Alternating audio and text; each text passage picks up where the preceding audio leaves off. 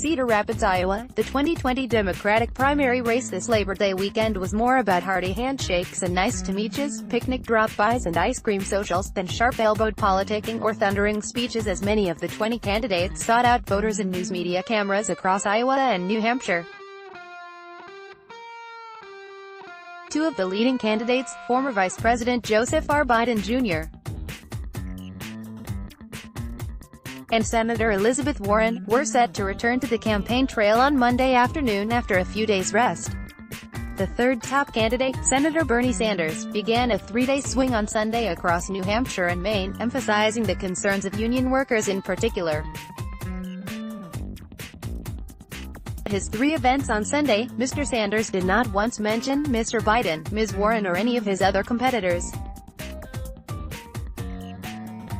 The long weekend had more of a laid-back feel. In Raymond, NH, Mr. Sanders was joined by Ben Cohen of Bend, Iowa. On Monday morning, Mayor Pete Buttigieg toured a Cedar Rapids bridge with local officials to discuss climate change and the federal government response to the city's 2008 flood. Mr. Buttigieg was then scheduled to appear at openings of two field offices, the first of 20 new offices his campaign said it will open in the state. And he, Mr. Biden and Senators Amy Klobuchar and Michael Bennet were expected to swing by a Labor Day event in Cedar Rapids as well. Election 2020, who's running for president in 2020, Jan. 2019. The 2020 Democratic nomination remains very much up for grabs heading into Labor Day week, which traditionally marks the start of a fall campaign season when presidential primary fields winnow and more voters start picking favorites. These candidates have been going to the fairs and other events with ready-made crowds, said Brett Mills, an Iowa Democrat who leads the party in the Cedar Rapids area, after introducing Mr. Bennet at an event on Sunday. Now it's going to be up to them to see how big a crowd they can draw on their own. As the Democratic field stands now, 20 Democrats are still running, but only 10 of them are in strong enough shape to qualify for the next debate, on Sept. 12. Of that group, just 3 candidates, Mr. Biden, Mr. Sanders and Ms. Warren, have consistently been in the double digits in recent polls. A fourth, Senator Kamala Harris, has dipped in some polls but has shown an ability to achieve breakout moments, as in her June debate performance, and remains a broadly appealing campaigner. Mr. Buttigieg and Senator Cory Booker are building out ground forces in Iowa, which votes first on February 3, and Ms. Klobuchar is also making a push in that state. At the same time, the field's shape at summer's end looks not unlike it did at spring's end.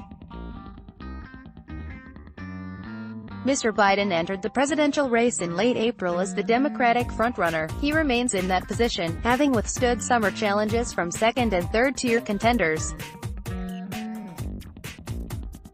But Mr. Biden has yet to come under sustained attacks from his closest competitors at this point, Ms. Warren and Mr.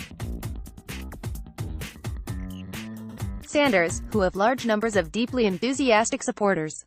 In Portland, Maine, on Sunday night, Mr. Sanders drew cheers and shouts from hundreds of supporters and admirers like Frank Medrano, whose voice echoed off the walls of the State Theater in the exact cadence of an "Amen" or "Preach it" called out in a church. "I am here tonight, obviously, to ask for your very important support," Mr. Sanders said. "You've got it." Mr. Medrano bellowed. "We are going to take on the power structure of the United States of America," Mr. Sanders said. "Bring it," and, in a moment that made Mr. Sanders' mouth twitch in what might have been a smile, "We love you, Bernie," Mr. Medrano, 61, a retired actor living in Peaks Island, ME, seemed to be buzzing with adrenaline in an interview after Mr. Sanders' rally, though he said he liked some of Ms. Warren's policies and admired her for setting up the Consumer Financial Protection Bureau. He described Mr. Sanders as the only candidate in the race who was truly beholden to the people. "I think to elect anyone else is a foolish venture," he said. How Mr. Sanders, Mr. Biden and Ms. Warren compete and contrast themselves with one another is one of the biggest questions of the autumn phase of the campaign. That mini-contest among the leading candidates will also reveal whether there is enough oxygen for any of the 17 other hopefuls to catch fire in the 5 months before the Iowa caucuses. Mr. Biden's summer has hardly been a smooth ride. Mr. Booker and Ms. Harris attacked his record on race. Senator Kirsten Gillibrand did so on gender issues, before dropping out last week. Mr. Buttigieg, who is 37 years old, has built his campaign on an unsubtle age contrast with Mr. Biden, who is 76, yet more than 4 months after he opened his campaign, Mr. Biden remains the leader.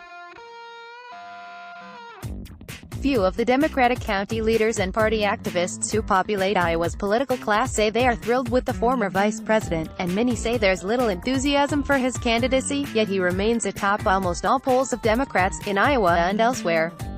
Still, a belief that Mr. Biden's campaign will crater permeates the other presidential campaigns.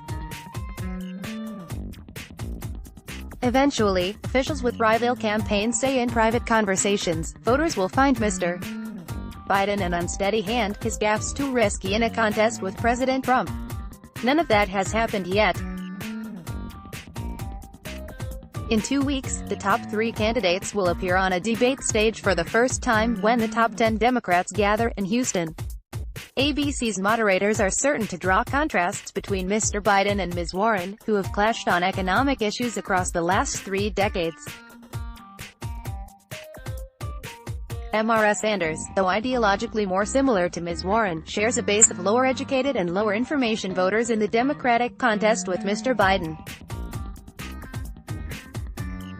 Amid this top 3 dynamic, all of the Democratic presidential candidates will find themselves facing new competition for voters' attention.